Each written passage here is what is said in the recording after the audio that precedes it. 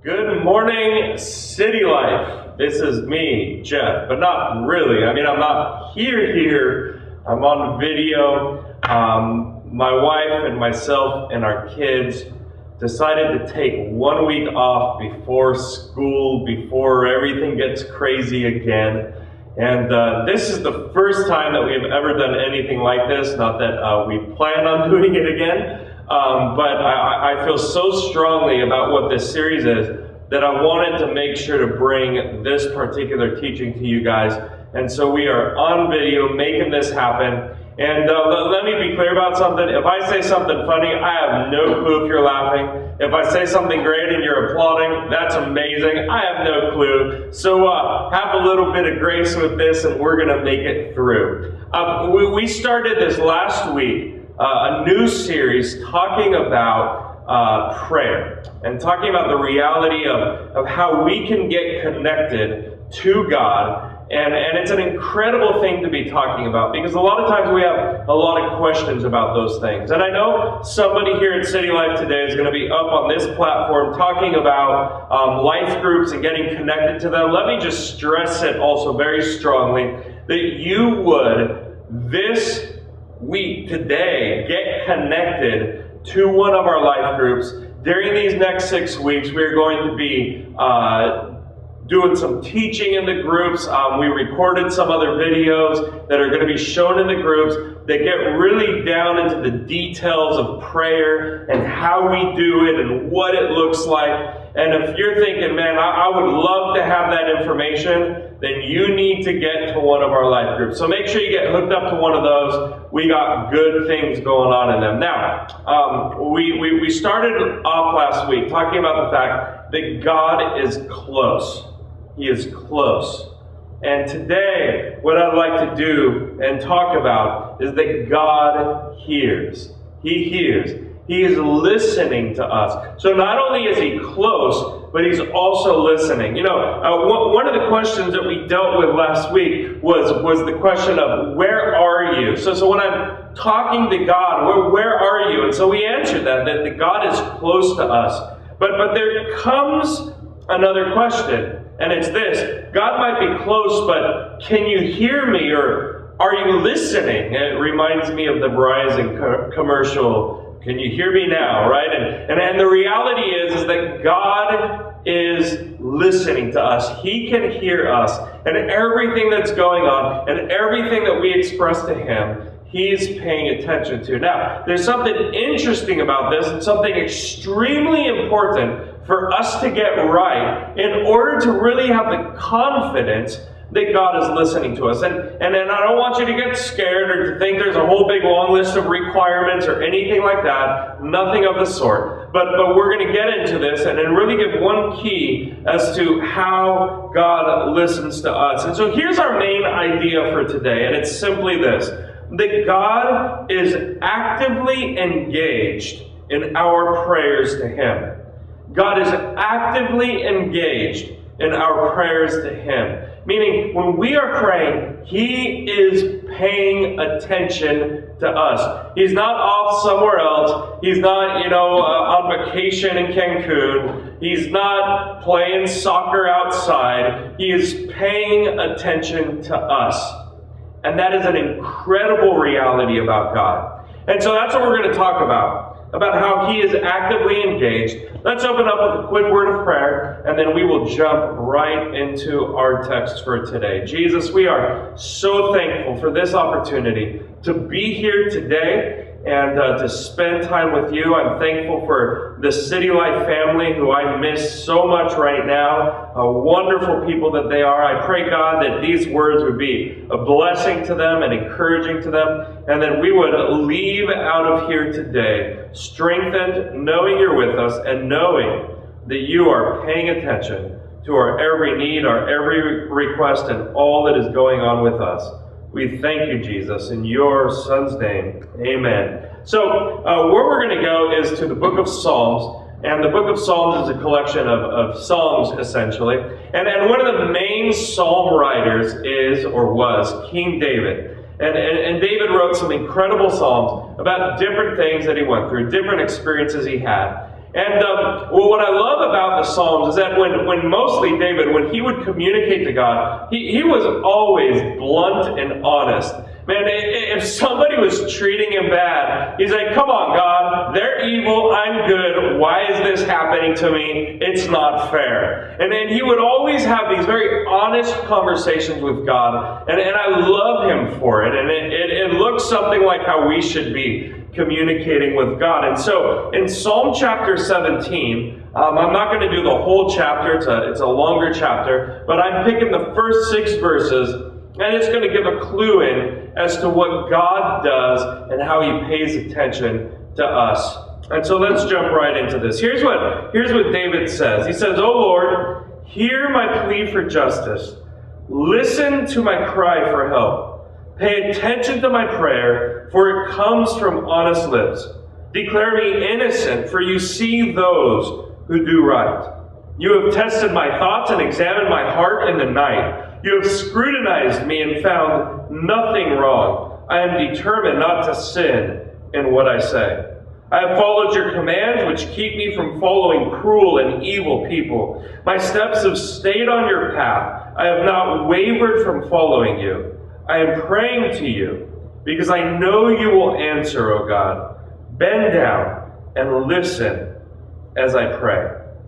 And there's a few things that I find very interesting in just these 6 verses. And we kind of have bookends. Verse 1 and verse 6 kind of are him asking God and wanting to pay attention to him. And then in verse 6, he's saying, hey, I know that you're paying attention to me. And then verses 2 to 5, he's kind of engaging God right in the middle about who he is and how he lives, and that he's living a good life and doing things right and all that type of stuff. And so that's kind of what these 6 verses look like. And so let's jump right into verse 6, and then I'm going to jump to we're going to jump to verse 1 first, and then go to verse 6.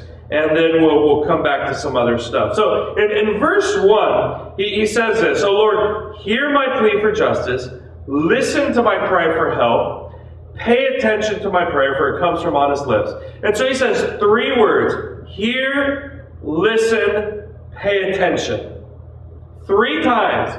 Here's what he's essentially doing, because these are actually 3 Hebrew words, and they are 3 different Hebrew words that essentially all mean, God, would you pay attention to me? Would you focus on what I'm saying? You know, I kind of do that with my kids, right? I'm sure if you're a parent, you do it too. You call out the name of your child multiple times. You know, Caleb or Sophia. And then it gets louder each time, right? Sophia! And then they still don't come. Sophia! You know, you yell really loud. And then finally they do, you know, what you want them to do. They come, they respond, and they get used to the fact that you're going to call them about 3 times before you get really mad, right? So we have this kind of feeling. And what I find interesting about David is that he 3 times asked God to listen to him. Now that can't come from the reality of who God is, meaning God listens to us. And this is very important for us. So then, why in the world would David ask God 3 times and says, hey God, listen to me. Hey God, can you hear me? Hey God, pay attention to me. 3 different times.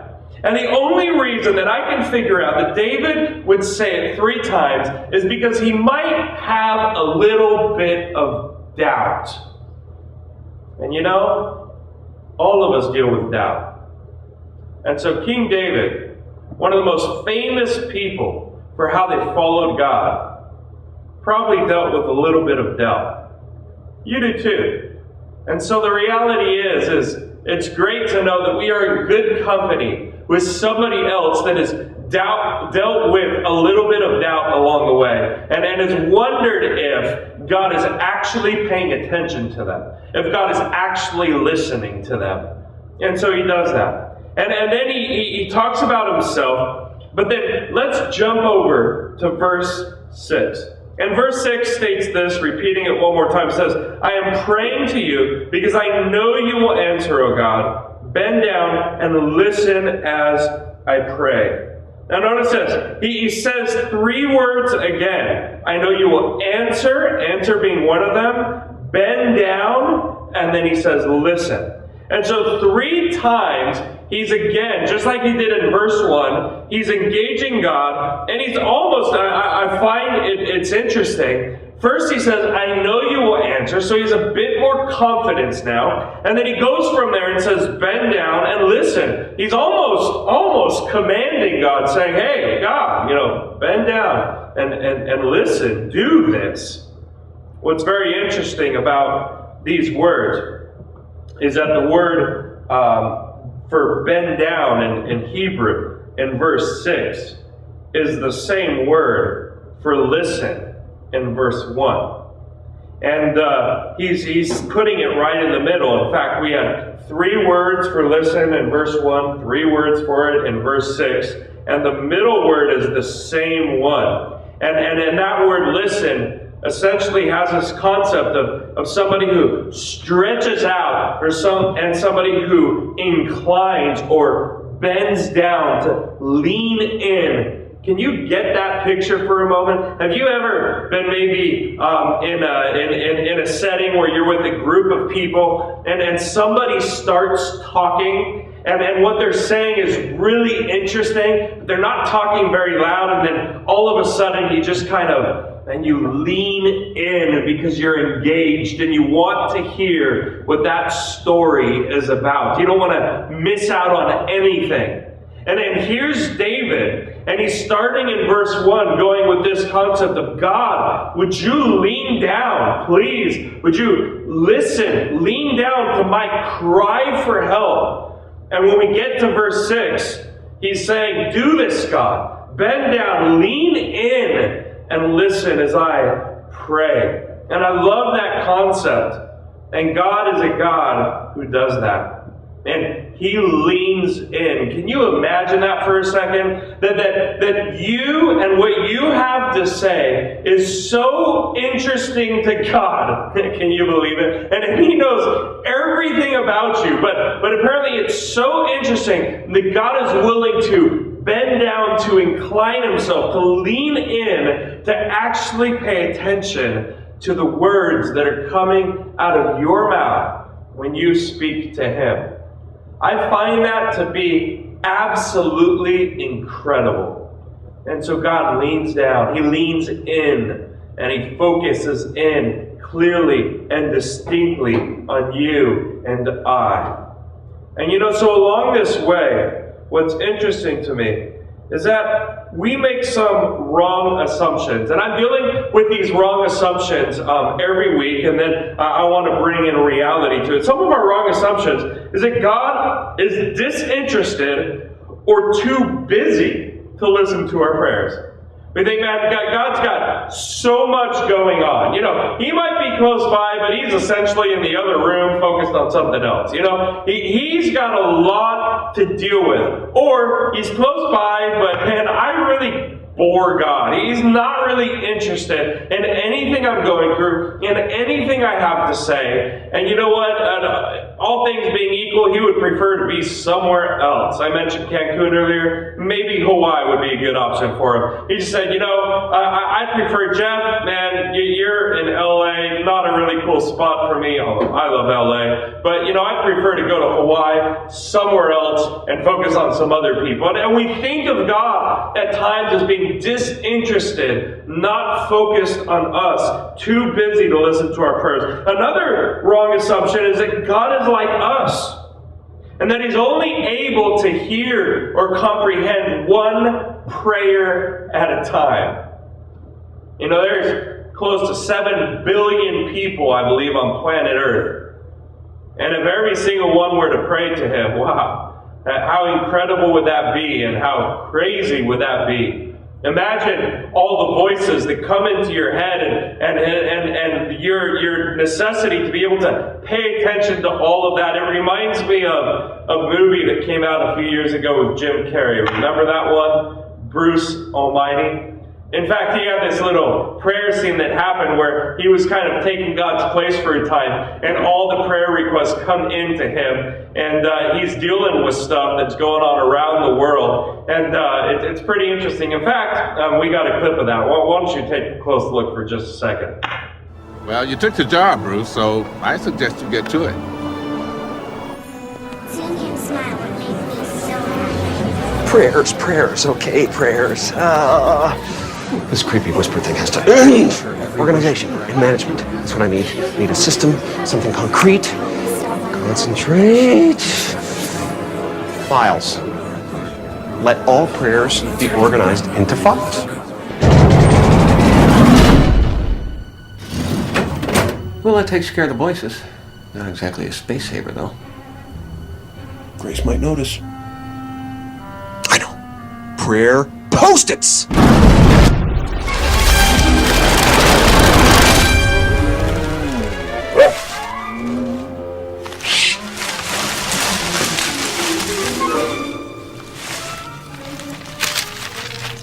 Okay, I need something with a lock. Security, combination, a password.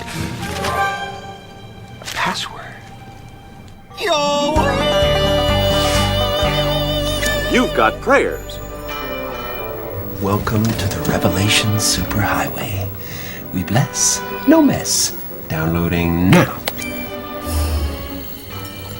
It's good. It's good. This is gonna take a while.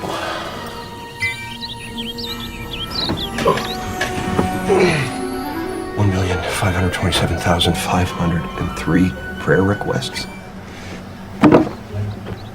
I better manifest some coffee. Hola, Juan Valdez. Buenos días. Buenos días. Disfruta un buen café. Gracias, señor. Adiós. Adios.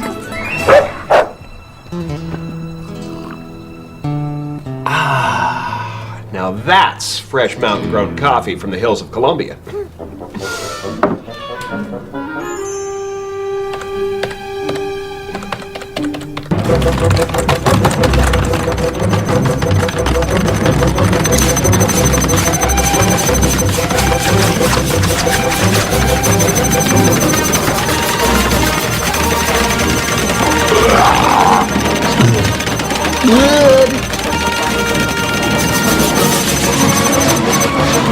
Okay, I had to have made some kind of a dent by now. Oh, come on! Oh! What a bunch of whiners. This is gonna suck up my whole life. You know what? Yes, to all! Yeah, there you go. Now everybody's happy. You know, I always thought that was so interesting. Because that's what we do so many times is we bring God down to our level and we go, man, there's no way I can listen to all these people's requests. Man, even me, Jeff, I got 4 kids. How in the world do I deal when all 4 of them come running and I need this and I want that and do this for me and do the other thing. And one's crying and one's screaming and one's running and hitting themselves and whatever. And it's all the craziness and God has to deal with all of us? Well, thank God that is a wrong assumption, that God is like us, because He is nothing like us. And while we may not be able to understand how God can actually comprehend and get all of this stuff when all of humanity is crying out to Him, God can do it. He is not too busy. He is not disinterested, and He can definitely handle more than one person at a time. And so what's the reality? The reality is this, that God listens. He hears and He responds. And God listens to people. And here's where I want to lead this entire message to today that is so important for us. God listens to people who speak honestly. Let me repeat that. God listens to people who speak honestly. And he's not interested in games. He already knows everything that's inside of us, the good, the bad, the ugly. He's not interested in listening to fake stories and different things that have nothing to do with who we are. God listens when we speak honestly. Because once we start to try to hide who we are, God's going, that is not the real you. That is not who you are. It's a fake version of you. I'm not paying attention to that. And what an incredible sign of His grace that He would actually ignore it when we approach Him in a way that is not us. He would just kind of push back and say, I'm not dealing with you when you're acting like this because I know who you are. Come just as you are. He listens to us when we speak honestly. In fact, that's kind of what David is dealing with here in verse 3. And this will be the last verse that I focus on today. It says, you have tested my thoughts and examined my heart in the night. That word in the Hebrew for examine means visited. Essentially what he's saying is, God, you have visited me. And you have visited me in the dark at a time where, man, you really know what's going on. He goes on to say, you have scrutinized me and found nothing wrong. I think that's so incredible. It's like me being in my house and God comes and checks out my house. And He goes, look at what's going on here. Take a look in this place. And you and I, we tend to keep some of our doors locked. We tend to keep some closets off to the side, and we say, God, you can't go in there.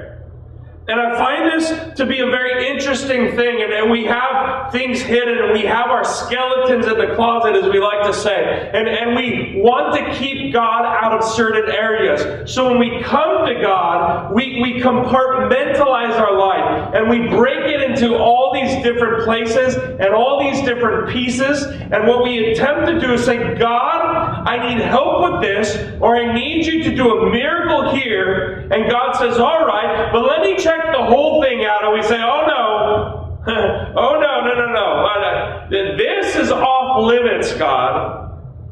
And God is saying, well, listen, if you want my help, if you want me to pay attention, I come on my terms and not on yours. And you want this from me? Well, then open it all up. Open up the closet doors and open up the bathrooms and open up all the bedrooms and the kitchen and everything else and let me in. And I think part of the problem is that so many times we want God to respond in some miraculous way to something, but we don't want to let Him in to deal with the issues. And on occasion, sometimes the miracle we need is in an area of need that has existed because of something that is wrong on the inside of us. And it only gets solved if we allow God to enter in and to examine us, to visit us, and to come to every corner and every dark place of our lives and to examine it from the inside out. And you're saying and you're thinking right now, but Pastor Jeff, and I heard you say these verses. And David is not talking about him screwing up anything here. In fact, when David says, come and visit me, he's saying, come visit me, you're going to find that everything's in order. Well, that's not the case with my life. And so great, David has confidence to say, God, listen to me, because I got stuff in order, you've examined it, it's all good. But what about me? Because my stuff is out of order. How do I let God in? And you think that David actually had it all in order? On the contrary. David was a man who failed time after time.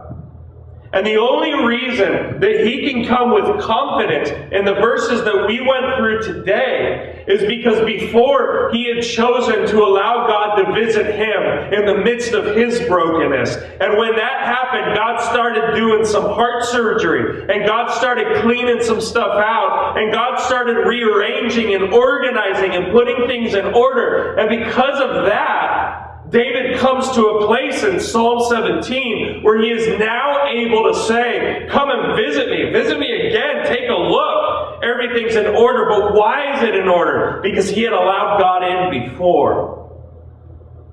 You go, I don't believe you. Well, you'll believe me after this. Pay attention to this one right here. It's found in Psalm chapter 51, verses 7 to 10. In In fact, if you were to grab a Bible or even the YouVersion app on your phone, you would realize that it has a little title to it. And in that title, it talks about the fact that David had an affair with a woman named Bathsheba. And while he had that affair, he also sent her husband off to get killed in battle because she had ended up pregnant, and because he couldn't get the husband to come back home and have relations with his wife so he would think that it was his child, he realized that everybody was going to find out what he had done. And so he sends the husband off to battle to get killed. And then he ends up with this woman. And he's visited by the prophet who shows him the error of his ways. And after that experience, he writes a song to God. And in this song, in verses 7 to 10, here's what he says. Purify me from my sins, and I will be clean. Wash me, and I will be whiter than snow. Oh, give me back my joy again. You have broken me. Now let me rejoice. Don't keep looking at my sins. Remove the stain of my guilt. And he's not saying, God, you can't see my sin. What he's saying is, God, I want you to get the sins out of the way so that way we don't have to deal with them anymore because it's all gone. He goes on to say this, create in me a clean heart, O God. Renew a loyal spirit within me. And I find those words to be so incredible. And he's saying this in such an important way. You see, David, he's just like us.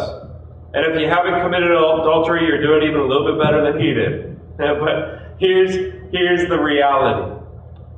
So he understood that the solution to the problems that he faced on the inside of him was to allow God entrance into him. So that way, when he writes the song to Psalm 17, he's able to actually say, God, would you lean in towards me? Because God, I've allowed you in, and you have done work in my life, and you can take a look at every corner of my house, and God, it's been touched by you. I've allowed you in this place. And since I've let you in, then God, pay attention to what I'm saying. Why? Because I got nothing to hide from you. I'm coming to you just as I am, with all that I am, all that I have to offer. There's no compartments here. This is me. Take it or leave it, God. But God, would you listen? Would you lean in? Would you focus in? And he could walk in that type of confidence. And I think it is so incredible that he's able to do that. And so in the midst of all of this, in the midst of your life, and in the midst of my life, does God listen? The answer is yes. But there's only one simple thing that we got to be willing to do. Is we got to come to God just as we are, with arms wide open, and say, Jesus, I come as I am. You visit me. You check me out. And every room in my house is open to you. Do what you got to do with me. And at that point, God says, all right, I'll come in. I'll work on you. I'll work in you. And as he begins to do those things, and when we cry it to God, it comes out of a genuine place inside of us. It comes out of a place of real need and real passion and a heart that is being vulnerable before God. And I can only imagine that God at that point just looks at us and he says, this person is ready. This person is ready to actually be listened to, because they'll be ready for a response. And you see, so many times, here's the thing about life, is we want people to listen to us. We have problems and we have situations, and we are so good at getting people to be the ones around us to pay attention to our difficulties and our issues and our problems with other people and all those types of things. And I know the ladies in this room are especially good at this, and they love it when the men just sit and listen to them. That has happened with my wife various times. You know, in fact, women, you can help us out, guys, just a little bit in being clear about what you want. Because when you ask us our opinion on something and we give it, and when we give it, and then you say, why are you talking? We're just confused. And I have learned that women love to be listened to, and that's a good thing. And so here's the reality, is that all of us, even the men included, we need somebody that will listen to us. And here's the problem with all of us, and here's what I love about David, is that what we typically do as human beings is we typically find other ears to speak to, so they will hear, and they will take our burden, and they will take our issues, and they will take our pressure upon themselves. David was a bit different. He figured that God was big enough to handle all of it. So he brought his doubts, and he brought his burdens, and he brought his cares, and he brought his frailty, he brought his pain, he brought his sin, he brought his anger, he brought it all. And said, God, and here it is. You got to do something with this. And so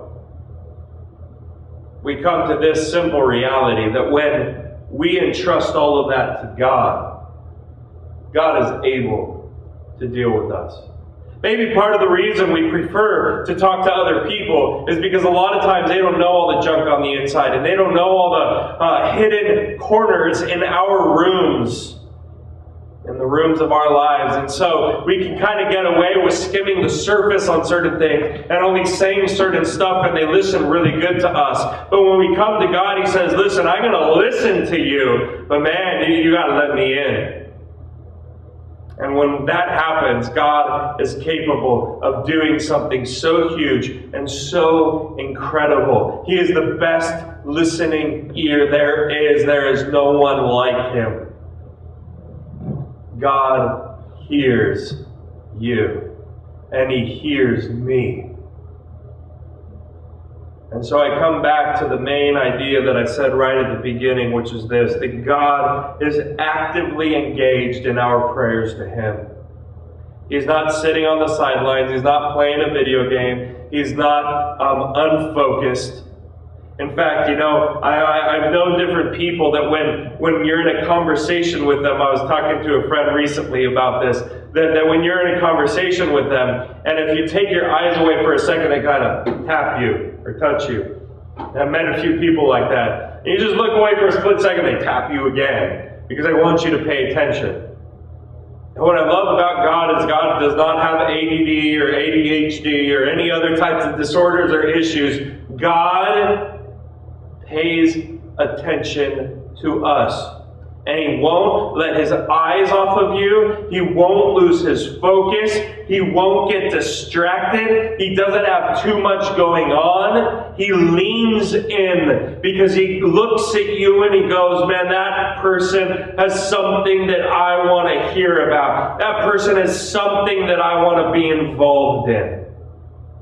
And man, when that happens, it's an incredible thing. So would you come to Jesus just as you are, with your doubts, with your anger, with your sin, with whatever else it might be, and would you trust Him to be the one that listens and begins to operate inside of your life? And He's capable of doing so. And He does it better than anybody else can. God hears. God listens. He is always available. Try it this week. Take those doubts, and take those hurts, and take those pains, and would you speak it to Him and allow Him to listen to you, to pay attention to you, and to meet you exactly where you are at. Candy's going to lead us in a song that we've never done here at City Life before, talking about just how engaged and how close God is in our lives. And then God is a great, great God. And after she does this song, a person from our team will be coming up to close it out, to pray with you, and to lead those in who might want to begin a relationship with Jesus. You can do that today. Or if you've been far away from God, we want to pray with you so you come back to Him. And you come openly and stop hiding stuff and just return just as you are. God is a God of grace. And so we're going to do that today. May God bless you. I miss you guys. We'll see you in a week. But let's gather together and let's sing with Candy today. God bless.